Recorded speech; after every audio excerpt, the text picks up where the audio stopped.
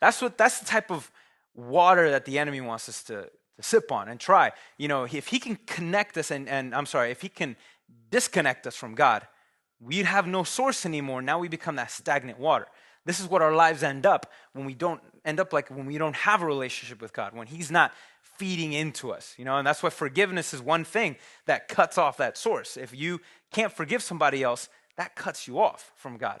And so that's what he wants. And on top of that, he's not satisfied with the murky water, just you cut off from God. He's going to try to throw as much trash in you as possible to try to keep you all plugged up, eventually plugging that hole in, that where that water comes from, so you stay like that permanently. And he uses this trash a lot of times. Honestly, it's the stuff that we're entertained by. A lot of music and a lot of shows, movies that, they glorify, whether death or sex or, just selfishness or anger. All that cultivates them. When we take that in, that's like taking in this trash. It's no good. There's certain songs on the radio that have awesome beats. I mean, I love it. I love hearing good music. But there's certain artists that it's just, I can hear that beat, but man, when he starts talking, I feel dirty.